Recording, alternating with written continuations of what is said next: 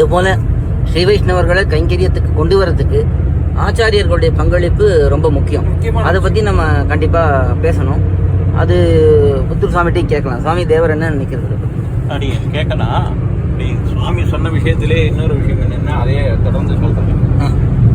வெளிநாடுகள்லேயும் வரா, இப்படி விதேசங்கள்லாம் யாத்திரை போகிறா, திரும்பி போயிடுறா. அப்படி யாத்திரை போகான்டான்னு நம்ம சொல்லலை.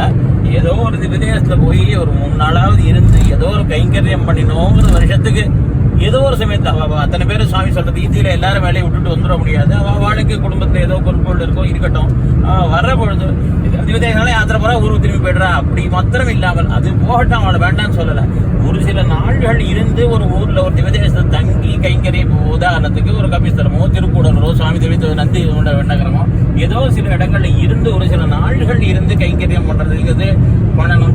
இது நாம பிரத்தியா இருக்கு சொல்லுவான். நாமே இதை ஒரு தடவை தேவரையே ஏற்பாடு பண்ணி நாமே இங்கே ஒரு திவேசத்தை போய் ஒரு சில நாள் இருந்து கைங்கரியம் கொண்டு வந்து நாமே தொடங்கி வைப்போம். அப்படி நாம 3 பேருமே இப்ப சொல்ற மாதிரி நாமே ஒரு தடவை போய் ஒரு கைங்கரியத்துக்கு ஏதோ நாம பண்ணி இந்த மாதிரி இன்னும் சில பேர் வர்றதுக்கு நாம வழி வாழ்க்கை ஒரு வழி காட்டலாம். இதுதானே அப்படின்னு கூட தோன்றது. அதுல இன்னொரு விஷயமும் சுவாமி, இப்போ இந்த காலக்ஷேபங்கள்லாம் கேட்கிறார்கள் இல்லையா, அடியனை பொறுத்த வரைக்கும் காலக்ஷேபம் கேட்குற அளவுக்கு ஒருத்தர் வந்துட்டாருன்னா அதுக்கப்புறமாவது அவர் இந்த மாதிரி ஒரு ஹில் ஸ்டேஷனுக்கு போகிறதோ இல்லை ஒரு ஏதோ ஒரு வெக்கேஷனுக்கு போகிறேன், ஒரு 4 நாள் போய் ஃப்ரீயாக இருந்துட்டு வரேன் அப்படிங்கிறது காலக்ஷேபம் கேட்குறவர்களாவது அதை பண்ணக்கூடாது. இப்போ ஒன்றுமே தெரியல ஒருத்தன், அவன் வந்து சாதாரணமாக ஏதோ வாழ்ந்துட்டு இருக்காங்க, அவர்கள் அது போல் போகிறார்கள்னா சரி. இப்போ காலக்ஷேபம் கேட்குறவர்களாவது இந்த விதத்தில் கொஞ்சம் மாற்றிக்கணும் தங்களை. சுவாமிகளும் நம்ம நல்ல விஷயத்த சொன்னேன். ஒரு எல்லாருக்குமே ஒரு 15 நாளோ 20 நாளோ எல்லாருக்குமே வருஷம் இந்த விடுப்புங்கிறது இருக்கும், இந்த விடுமுறைங்கிறது இருக்கும்.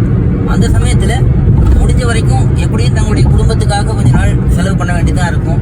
இங்கே பாரத தேசத்துக்கு வந்தால் கூட ஏதோ காரியங்கள், சொந்த காரியங்கள் பார்க்க வேண்டியிருக்கும். ஒரு வாரமாவது இதுக்குன்னு ஒரு திவ்ய தேசங்களுக்கு போகிறதோ, இப்போ யார்கிட்ட காலக்ஷேபம் கேட்குறார்களோ அவர்கள் இருக்கக்கூடிய இடத்துக்கு நேராக போய் அந்த ஒரு வாரமாவது அவர்களிடத்துல காலக்ஷேபம் கேட்கறது. எப்பொழுதும் ஆன்லைன்லேயே கேட்டுருக்கோம்.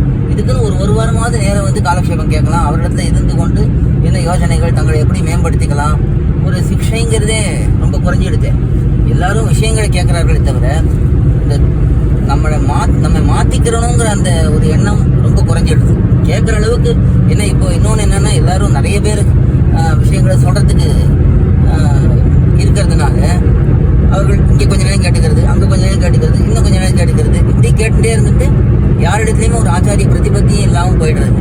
ஏதோ ஒரு 4 பேர்கிட்ட 4 விஷயம் கேட்டோம், நமக்கும் விஷயம் தெரிஞ்செடுத்து இன்னும் கொஞ்சம் சொல்ல போனால் அவர்களே சொல்ல ஆரம்பிச்சிடுறது. 4 பேர்கிட்ட 4 விஷயங்கள் கேட்டு அவர்களே விஷயங்களை சொல்ல ஆரம்பிச்சிடுறதுன்னு ஆயிடுதுன்னா, அப்போது அந்த அனுஷ்டானமே பண்ணாமல் நம்ம உபதேசம் மட்டும் பண்ணுறோங்கிற மாதிரி ஆயிடுறது இல்லையா. அதெல்லாம் இதெல்லாம் யோசிக்கணும். காலக்ஷேபம் கேட்குறவர்கள் அடுத்தடுத்து நாம் எப்படி அடுத்தடுத்தபடி எப்படியுமே ஒரே நாளில் யாருமே மொத்தமாக மாறிட முடியாது. அப்படி மாற முடியாதுங்கிறதுனால படிப்படியாக மாறுறதுக்கான வாய்ப்புகள் எங்கே இருக்குது, அதுக்கான வழிகாட்டிகள் எங்கே இருக்கார்கள், அதுக்கான சத்சங்கங்கள் எங்கே இருக்குது, எங்கே வாய்ப்புகள் இருக்குங்கிறத பார்த்து அதில் கொஞ்சம் முனைப்பாக பண்ணணுங்கிறது அடியே சுவாமி தெரிவித்த ரீதியிலே விதேசத்தில் இருக்க மாத்திரமும் இல்லை, இந்த தேசத்திலே இருக்கவாளும் கூட அவ எல்லாருமே ஏதோ பெங்களூர், ஹைதராபாத், சென்னை அப்படின்னு ஏதோ இல்லாமல் ஏதோ ஒரு சமயத்தில் வருஷத்துல சில விதேசங்களுக்கு போய் தங்கி இருந்து கைங்கரியம் பண்ணலாம். இப்போ அப்படின்னு சொன்னதுலேயே இந்த கூடலூர்ல ஒரு சீவைஷ்ணவா கூட கிடையாது. அர்ச்சகரமோ கூட பக்கத்து ஊர்லேருந்து தான் வந்தாகணும். அந்த மாதிரியான இடங்கள் உண்டு. தெரிஞ்சு ஒரு 20-30 விதேசம் அந்த நிலைமையில தான். அந்த மாதிரி 20-30 விதேசம் இப்படி இருக்கு. குறைஞ்சது நாள்களாவது போய் அங்க தங்கி இருந்து கைங்கரியம் பண்ணணுங்கிற எண்ணம் வரணும். இன்னொரு விஷயம், இப்படி கைங்கரியத்துக்கு வெளியூர்ல யாராவது சில பேர் வந்தா உடனே உள்ளூர்ல இருக்கா, நாங்க தான் இத்தனை நாளா பார்த்தோம், இவா இல்லை புதுசா வந்தா அப்படின்னு நினைக்க கூடாது. வரணும்னு அவளை வரவேற்க முடியாத தன்மை இருக்கணும். ஒருத்தருக்கு பொறாம இருக்கக்கூடாது. கைங்கரியப்பரார்கள் இடையிலே இப்படி இருக்கும் சீவைட்டவர்கள் ஏத்தமறிந்து உகார்ந்திருக்கிறது ரொம்பவே உண்டாகணும். சீவைட்டவாளுக்கு ஒரு சீவைட்டவருக்கு ஏத்தம்னா அதை கண்டு நாம ஓக்கணுமே ஒழிய அவங்களை கண்டு நமக்கு ஒரு ஈர்ஷைய, ஒரு பொறாமையானது உண்டாகக்கூடாது. பொதுவாக இது பல இடங்கள்ல இருக்கு. 4 பேர் சீவைட்டா புதுசா வந்தாலே சில பேருக்கு பிடிக்காது, பிடிச்சி பிடிக்கிற ஆளுக்கு அப்படிலாம் பல இடங்கள்ல இருக்கு. அந்த மாதிரியான தன்மைகள் இருக்கக்கூடாது. நிறைய பேர் வரணுங்கிற ஒரு பாதிப்பு இருக்கணும். அது வரதை கண்டு உகக்கணும். திருவரங்கம் நம்மூர் என்னும்னா, இது நம்மூர், இது திருவரங்கம். அது வெளியிலேருந்து வந்தா இது நம்ம ஊர், இது எங்கள் ஊர் இல்லை அப்படின்னு திருவரங்கம் நம்ம ஊர் என்னும்னு திருநெடுந்தாண்டக பாசுரத்தில் வரும்பொழுது சொல்லுவாங்க.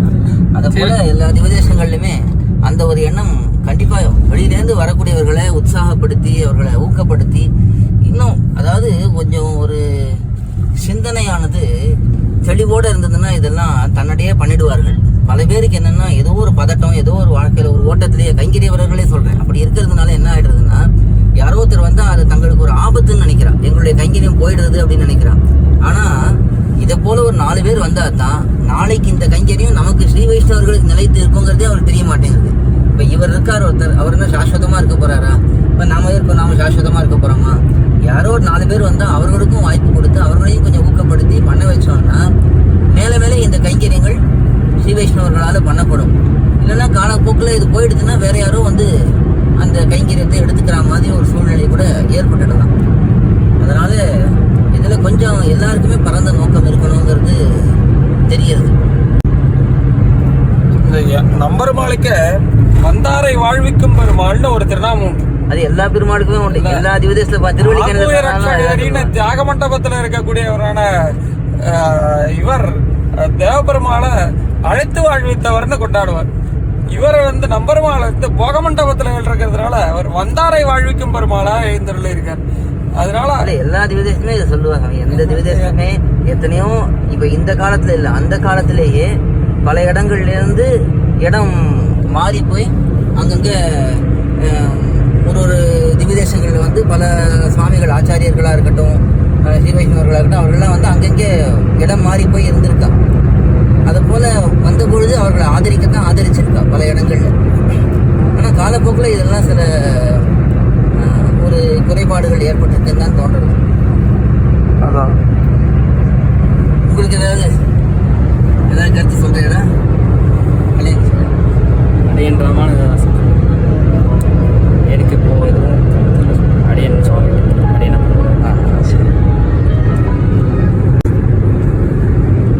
நமக்கு ஏதாவது சொல்றீங்களா? அடியன் ராமானுஜதாசன் இந்த வாய்ப்பு கொடுக்குற சுவாமிகள் எல்லாருக்கும் முதல்ல அடியனோட கிருத்தஜத்தை தெரிவித்துக் கொள்கிறேன். அடியன் வந்து இத்தனை விஷயம் கேட்டு இப்போ அடியனுக்கு அந்த அளவுக்கு விஷயம்ல அதில் தெரிஞ்சது இல்லை. தமிழும் இப்போதான் கற்றுன்னு இருக்கேன். அதனால ஏதாவது தப்பாக பேசுறதா மன்னிச்சுக்கோங்க.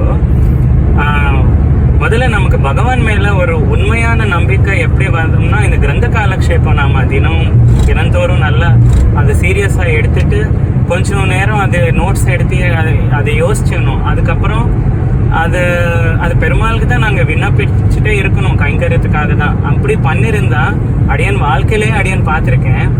அடியன் அவ்வளோ புத்திசாலி ஒன்றும் இல்லை. ஆனால் எப்பவுமே சின்ன வயசுலேருந்தே எப்பவுமே பெருமாள் அடியனுக்கு கைவிடலை. ஒரு பெருமாள் பார்த்துருப்பார், நாம ஏன் கவலைப்படணும்?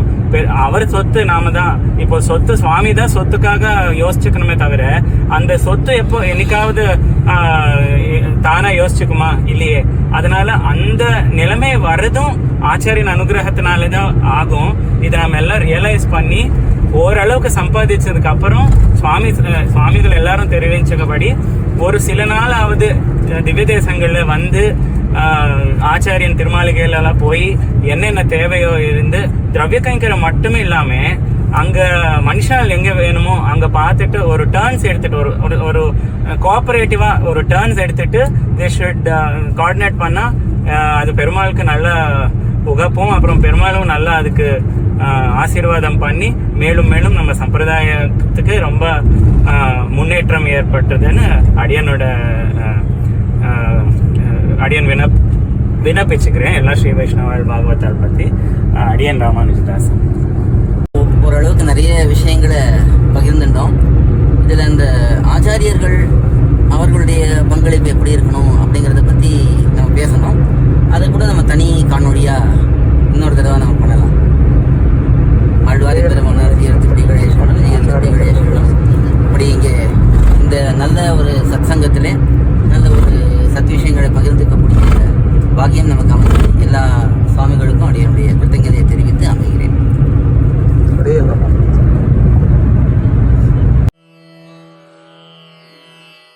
Koil.org has published a variety of Sri Vaishnava Sampradayam books in different languages. A wide range of books covering different topics, from absolute beginners to advanced level knowledge seekers, are available at books.koil.org.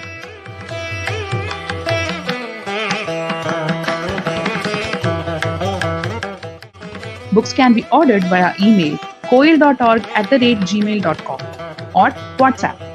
For details, please contact mobile numbers 8220-151966, 9600-595273,